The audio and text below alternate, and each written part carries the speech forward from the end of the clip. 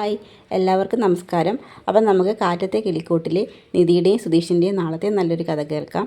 എല്ലാ ദിവസവും ചാനലിലൂടെ വീഡിയോ അപ്ലോഡ് ചെയ്യുന്നതാണ്. എൻ്റെ ചാനൽ ആദ്യമായി കാണുന്നവരാണെങ്കിൽ ഒന്ന് സബ്സ്ക്രൈബ് ചെയ്യണേ. വീഡിയോ ഇഷ്ടപ്പെടുവാണെങ്കിൽ ലൈക്ക് ചെയ്യണേ, കമൻറ്റ് ചെയ്യണേ. സുഭാഷ് നിധിയും കൂട്ടിക്കൊണ്ട് അക്ഷയയിൽ പോകുന്നതാണ്. ആ സമയത്ത് നിധിയുടെ കയ്യിലുള്ള ഫോൺ നഷ്ടപ്പെട്ട കാരണം നിധിക്ക് പുതിയ ഫോൺ നമ്പറിൽ നിന്ന് ആധാർ എടുക്കാൻ കഴിയുന്നില്ല. അങ്ങനെ അതിനെക്കുറിച്ച് പറഞ്ഞ് വിഷമിച്ച് അവർ രണ്ടുപേരും കൂടി തിരിച്ച് വീട്ടിലേക്ക് വരികയാണ്. വീട്ടിലോട്ട് വരുന്ന സമയത്ത് വീട്ടിൽ സുഭാഷിന് ഒരു ആലോചനയുമായി ബ്രോക്കർ വന്നിരിപ്പുണ്ട്. അങ്ങനെ നിധിയും സുഭാഷും കൂടി ബ്രോക്കറോട് കാര്യങ്ങളൊക്കെ സംസാരിക്കും. ഒരു കല്യാണാലോചനയായിട്ട് ബന്ധപ്പെട്ടാണ് ഞാൻ വന്നതെന്നൊക്കെ പറയും. മുമ്പ് ഈ ഭാസ്കരേട്ടൻ എന്നോട് പറഞ്ഞിരുന്നു, എൻ്റെ മോൻ ഒരു മേശ്ശേരി ആയതുകൊണ്ടാണോ കല്യാണാലോചന നടക്കാത്തതെന്നൊക്കെ പറഞ്ഞു. അതുകൊണ്ട് തന്നെ ഇപ്പോൾ ഈ ആലോചനയായിട്ട് ഞാൻ വന്നിരിക്കുന്നത്. കുട്ടിയെ കണ്ടോ, നിങ്ങൾക്ക് അറിയാവുന്നതാണോ എന്നൊക്കെ സുധീഷ് ചോദിക്കും. കുട്ടിയെ നിങ്ങൾക്ക് അറിയാം, നിങ്ങൾ മുമ്പ് പോയി പെണ്ണും കണ്ടിട്ടുള്ള വീട്ടിലെയാണ് എന്നൊക്കെ പറയും. ഞങ്ങൾ കണ്ടിട്ടുള്ളതോ? അപ്പം നിധി പറയും, അതേത് കുട്ടി? അത് നിധി കല്യാണം കഴിച്ച് കൊണ്ടുവന്നതിന് മുമ്പ് ഞങ്ങളൊരു പെൺകുട്ടിയെ കാണാനായിട്ട് സുഭാഷ് ചേട്ടൻ്റെ കൂടെ പോയിട്ടുണ്ടായിരുന്നു പറയും. ആ പെൺകുട്ടിയുടെ പേര് കവിത എന്നാന്ന് പറയും. അപ്പം അത് അവർക്ക് വീട്ടുകാർക്കെല്ലാം ഇഷ്ടപ്പെട്ടതാണ്. സുഭാഷ് ചേട്ടന് ആലോചനയ്ക്ക് വലിയ താല്പര്യമില്ലായിരുന്നെന്ന് പറയും. അപ്പോൾ നമ്മുടെ ഭാസ്കരൻ പറയും, മോളെ വിശദമായിട്ട് എന്തോ കാര്യങ്ങൾ എന്നൊക്കെ വെച്ച് കഴിഞ്ഞാൽ മോള് ചോദിച്ചറിയണം, ഇതെങ്കിലും നടക്കട്ടെ എന്ന് പറയും. അങ്ങനെ ഭാസ്കരൻ അങ്ങോട്ട് പോവുകയാണ്. അപ്പോൾ ബ്രോക്കർ പറയും, അത് പെൺവീട്ടുകാർക്ക് ചില നിബന്ധനകളുണ്ട്. അതെന്താ? അത് നിങ്ങളെന്തായാലും ചെറുക്കനെയും കൂട്ടി അങ്ങോട്ടൊന്ന് പോയി കഴിയുമ്പോൾ അവർ തന്നെ പറയുന്നില്ലേ നല്ലത്, ഞാനായിട്ട് പറയണ്ടല്ലോ. എന്നാലും നിങ്ങൾ എന്താ അവരുടെ നിബന്ധനയെന്ന് പറ, അതെന്തായാലും നിങ്ങൾ പോയിട്ട് വരാൻ പറയും. അപ്പോഴത്തേക്ക് നിധി ചോദിക്കും, എന്നാലും ഏത് പെൺകുട്ടിയാ എന്ന് പറയും. അപ്പോഴത്തേക്ക് അതേ നിധിയേട്ടത്തി, ഞങ്ങൾ മുമ്പ് സുഭാഷ് ചേട്ടനായിട്ട് കളിയാക്കത്തില്ലേ, ഒരു കല്യാണ വീട്ടിൽ ചെന്നപ്പം സുഭാഷ് ചേട്ടൻ പരിപ്പോടെ ഉണ്ടാക്കി കൊടുത്തതെന്ന്. കല്യാണാലോചനയ്ക്ക് വേണ്ടി പോയിട്ട് പെണ്ണ് കാണാൻ പോയ വീട്ടിൽ പോയി പെൺകുട്ടിയെ പരിപ്പോടെ ഇടാൻ പഠിപ്പിച്ച ആദ്യത്തെ ചെറുക്കനായിരിക്കും സുഭാഷ് ചേട്ടൻ എന്ന് പറയും. അപ്പം നമുക്ക് ആ പെൺകുട്ടിയുടെ കാര്യം പറഞ്ഞത്. കുട്ടിയെ കണ്ടോ, ഇഷ്ടപ്പെട്ടോ എന്ന് ചോദിക്കും. സുഭാഷ് ചേട്ടൻ അന്ന് ഇഷ്ടപ്പെട്ടു, കുഴപ്പമൊന്നുമില്ല. അവിടുന്ന് ആൾക്കാരൊക്കെ വന്ന് വീടും പരിസരമൊക്കെ കാണാൻ വന്നായിരുന്നു. പിന്നെ അതിന് ശേഷം പെൺകുട്ടി എന്തോ എങ്ങനെ അത് മുടങ്ങിപ്പോയെന്ന് അറിയത്തില്ലെന്ന് പറയും.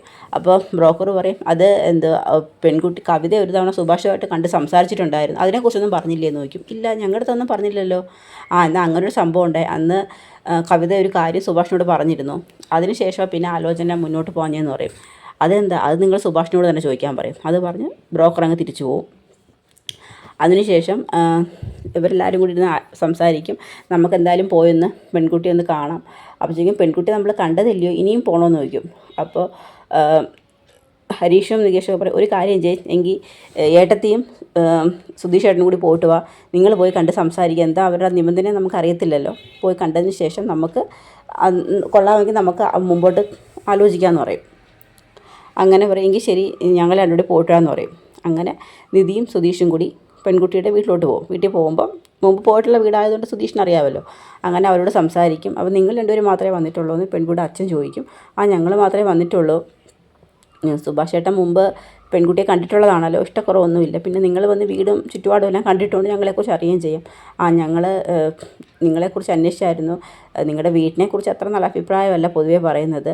പക്ഷേ സുഭാഷ് ചേട്ടനെക്കുറിച്ച് അന്വേഷിച്ചപ്പോൾ നല്ല പയ്യനാണ്, നല്ല സൗമ്യ സ്വഭാവമാണെന്നൊക്കെയാണ് പൊതുവേ പറയുന്നത്. പിന്നെ എൻ്റെ മോക്കും സുഭാഷിനെ വലുതായിട്ട് ഇഷ്ടപ്പെട്ടു. അവളും മറ്റേ കല്യാണാലോചനയൊന്നും വേണ്ട, നടക്കുന്നെങ്കിൽ ഈ കല്യാണം തന്നെ മതിയെന്ന് ഉള്ള വാശിയില്ല മോളും. അതുകൊണ്ടാണ് ഞങ്ങളിത് മുന്നോട്ട് കൊണ്ടുപോകാമെന്ന് കരുതിയത്. സമ്മതമാണെങ്കിൽ നമുക്ക് എത്രയും പെട്ടെന്ന് തന്നെ നിശ്ചയം നടത്താമെന്ന് പറയും. അപ്പോൾ നിധി പറയും, സാറേ എനിക്ക് ഒരു അഭിപ്രായം പറയാനുണ്ട്. നിങ്ങൾ പറയുന്ന അത്ര മോശം കുടുംബമൊന്നും അല്ല അവരുടേത്. എൻ്റെ കല്യാണം കഴിഞ്ഞിട്ട് ഇപ്പം 3 മാസത്തോളം ആവാൻ പോകുന്നു. ഇതുവരെയും നിങ്ങളൊന്നും പറഞ്ഞ കണക്കുള്ള ഒരു അനുഭവം എനിക്ക് ആ വീട്ടിലുണ്ടായിട്ടില്ല. വളരെ സ്നേഹപൂർവ്വം തന്നെയാണ് എല്ലാവരും എന്നോട് പെരുമാറുന്നത്. അതുകൊണ്ട് നിങ്ങളുടെ മകളെ സുഭാഷ് ചേട്ടന് കൊടുക്കുകയാണെങ്കിൽ ആ കുട്ടിക്ക് നല്ലൊരു ജീവിതമായിരിക്കും. സുഭാഷ് ചേട്ടൻ നല്ല കെയറിങ്ങും നല്ല സ്നേഹമൊക്കെ ഉള്ളൊരു മനുഷ്യനാണെന്ന് പറയും. സുഭാഷിനെ കുറിച്ച് നല്ലത് തന്നെ പൊതുവേ പറയുന്നതെന്ന് പറയും. അങ്ങനെ അവർ പറയും. അപ്പോഴേ സുഭാഷ് ചോദിക്കും, അല്ല നിങ്ങളെന്തോ ഒരു നിബന്ധന, ഒരു കണ്ടീഷൻ ഉണ്ടെന്ന് പറഞ്ഞു, അത് ഇതുവരെയും പറഞ്ഞില്ലല്ലോ എന്ന് ചോദിക്കും. അല്ല ബ്രോക്കറൊന്നും പറഞ്ഞില്ലേ? ഇല്ല, ഞങ്ങളുടെ പ്രത്യേകിച്ചൊന്നും പറഞ്ഞില്ല. വീട്ടിൽ വന്നു കഴിയുമ്പം വീട്ടുകാർ പറയുമെന്ന് പറയും. അത് ഞാനിന്ന് സുഭാഷിനോട് വീട്ടിൽ വന്നപ്പോഴും എൻ്റെ അഭിപ്രായമായിട്ട് ഞാൻ പറഞ്ഞതാണ്. വിവാഹത്തിന് ശേഷം കവിതയ്ക്ക് സുഭാഷോട്ട് മാറി താമസിക്കണമെന്ന് ആഗ്രഹം. ആ വീട്ടിൽ താമസിക്കാൻ പറ്റത്തില്ല എന്ന് പറയും. ഇത് കേൾക്കുമ്പോൾ നിധിയും സുധീഷും അങ്ങ് വിഷമിക്കും പെട്ടെന്ന്. അത് നിങ്ങൾ വിഷമിക്കേണ്ട കാര്യമൊന്നുമില്ല. വീട്ടിൽ നിന്ന് കുറച്ച് ദൂരെ വലിയ ദൂരം വരില്ല, ഒരല്പം അകലെയായിട്ട് അവർക്ക് അവരുടേതായ ഒരു കുടുംബം ആവുമല്ലോ, ഒറ്റയ്ക്ക് മാറി താമസിക്കട്ടെ. പിന്നെ എപ്പോഴും വന്ന് ചേട്ടനെ അനിയനെയും കാണുകയും എല്ലാ കാര്യങ്ങളൊക്കെ ചെയ്യാമല്ലോ, എന്ത് കാര്യത്തിനും ഓടി വരികയൊക്കെ ചെയ്യാം. അപ്പോൾ ആ വീട്ടിലോട്ട് വരാനാണ് കവിത എന്ന് കവിതയുടെ അച്ഛൻ പറയും. ഇത് കേൾക്കുമ്പം നിധിയും സുധീഷും പറയും, ഞങ്ങൾ വീട്ടിൽ സംസാരിച്ചിട്ട് സുഭാഷ് ചേട്ടനല്ലേ ഇതിന് അഭിപ്രായം പറയേണ്ടത്, എന്തായാലും ഞങ്ങൾ സംസാരിച്ചിട്ട് അനുകൂലമായൊരു മറുപടി തന്നെ നിങ്ങൾക്ക് തരാൻ ശ്രമിക്കാമെന്ന് പറഞ്ഞുകൊണ്ട് സുധീഷും നിധിയും കൂടി അവിടെ നിന്ന് ഇറങ്ങുകയാണ്.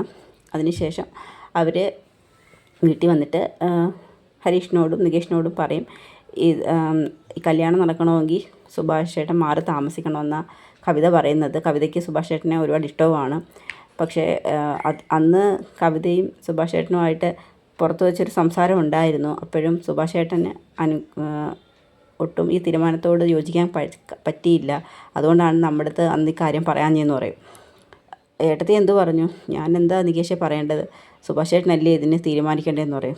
എന്നാലും സുഭാഷ് ചേട്ടൻ നമ്മളെ വിട്ട് പോവുമോ ഹരീഷ് ചേട്ടാന്ന് പറഞ്ഞ് നികേഷ് അപ്പോഴേ കരയാൻ തുടങ്ങും. നികേഷ് അപ്പോൾ ഹരീഷ് പറയും, നികേഷ് നമ്മളൊരിക്കലും സ്വാർത്ഥരാവരുത്, നമുക്ക് വേണ്ടിയല്ലേ നമ്മുടെ ഏട്ടൻ ഇത്രയും കാലം ജീവിച്ചത്, ഏട്ടനൊരു ജീവിതം ഉണ്ടാവണം, അതിന് ഇവിടെ നിൽക്കുന്നത് വരുന്ന കുട്ടിക്ക് എന്തെങ്കിലും ബുദ്ധിമുട്ടാണെങ്കിൽ അവർ മാറി താമസിക്കട്ടെ, അപ്പോൾ ദൂരത്തൊന്നും അല്ലല്ലോ, അടുത്ത് തന്നെ ഒരു വീടെടുക്കാം, നമ്മളെ വന്ന് ഇടയ്ക്ക് സുഭാഷ് ചേട്ടനെ കാണാമല്ലോ, അത് മതി, ഏട്ടന് ഇനിയെങ്കിലും ഒരു കുടുംബജീവിതം ഉണ്ടാവണം അറിയാം. അപ്പോഴത്തേക്ക് നികേഷിന് അത് ഒരിക്കലും ഉൾക്കൊള്ളാൻ പറ്റത്തില്ല. കാരണം തീരെ ചെറുപ്രായത്തിൽ അമ്മ മരിച്ചുപോയതാണ്. അന്ന് തൊട്ട് സുഭാഷാണ് നികേഷിന് അച്ഛനും അമ്മയും എല്ലാം. നികേഷിന് പിന്നെ ഒരു കാരണവശാലും സുഭാഷിനാവത്തുമില്ല. നമുക്കെന്തായാലും സുഭാഷിനോട് സംസാരിക്കാം, അനുകൂലമായൊരു മറുപടി തന്നെ അവർക്ക് കൊടുക്കാൻ ശ്രമിക്കണം. സുഭാഷ് ചേട്ടൻ എന്തെങ്കിലും എതിർപ്പ് പറയുവാണെങ്കിൽ തന്നെ നമ്മളത് കാര്യങ്ങൾ പറഞ്ഞ് മനസ്സിലാക്കി സുഭാഷ് ചേട്ടനെ അനുകൂലമായൊരു മറുപടി കൊണ്ട് എത്തിക്കണമെന്ന് നിധി പറയും. കുറച്ച് കഴിയുമ്പോഴത്തേക്ക് സുധീഷിനും ഹരീഷിനൊക്കെ നല്ല വിഷമമുണ്ട്. എങ്കിലും സുനന്ദയായിട്ടുള്ള കല്യാണം നടക്കാതിരിക്കുന്നതും പിന്നെ ആലോചന മുടങ്ങിപ്പോവുകയൊക്കെ ചെയ്യുമ്പം ഇനിയെങ്കിലും ഒരു കുടുംബം ഉണ്ടാവണം എന്നുള്ളൊരു അമിതമായൊരു ആഗ്രഹം ഉണ്ട് എല്ലാവർക്കും. അതുകൊണ്ടാണ് വിഷമത്തോടു കൂടിയാണെങ്കിലും ഈ ഒരു തീരുമാനത്തിൽ അവർ അനുകൂലിക്കാൻ ശ്രമിക്കുന്നത്. കുറച്ച് കഴിഞ്ഞ് നികേഷ് അകത്തോട്ട് വരും. എനിക്ക് പ്രശ്നമൊന്നുമില്ല ഹരീഷ് ചേട്ടാ, സുഭാഷ് ചേട്ടൻ്റെ കല്യാണം നടക്കണം, അതുകൊണ്ട് അതിനുവേണ്ടി സുഭാഷ് ചേട്ടൻ ഇവിടുന്ന് മാറി താമസിക്കുന്നതിനകത്തും എനിക്ക് വിഷമമൊന്നുമില്ല, സുഭാഷ് ചേട്ടൻ്റെ കല്യാണം നടക്കണം, നമുക്കെല്ലാവർക്കും ആ തീരുമാനത്തിനോട് തന്നെ യോജിക്കാം എന്ന് പറയും. സുഭാഷ് ചേട്ടൻ വരുമ്പോൾ നമുക്ക് സംസാരിക്കാം, ഈ സുഭാഷ് ചേട്ടൻ്റെ കല്യാണം നടക്കട്ടെ എന്ന് പറയും. വിഷമത്തോടെയാണ് നികേഷ് അത് പറയുന്നത്. അപ്പോൾ അതിനെക്കുറിച്ച് അവരെല്ലാവരും കൂടി നിന്ന് ചർച്ച ചെയ്യുന്നിടത്താണ് നമ്മുടെ നാളത്തെ കഥ അവസാനിക്കുന്നത്. ഇനി എല്ലാവർക്കും വേണ്ടി സുഭാഷ് ഒരു വീട് മാറ്റത്തെക്കുറിച്ച് ആലോചിക്കുമോ, അതോ ആർക്ക് വേണ്ടിയും കുടുംബത്തെ മാറ്റി നിർത്താൻ സുഭാഷ് തയ്യാറാവുമോ? അപ്പോൾ അതിനെക്കുറിച്ചൊക്കെയാണ് നമ്മൾ ഇനി വരും ദിവസങ്ങളിൽ അറിയാൻ പോകുന്നത്. അപ്പോൾ എല്ലാവർക്കും കഥ ഇഷ്ടമായ സപ്പോർട്ട് ചെയ്യണം. എല്ലാവർക്കും ഒരു നല്ല ദിവസം നേരുന്നു. നന്ദി.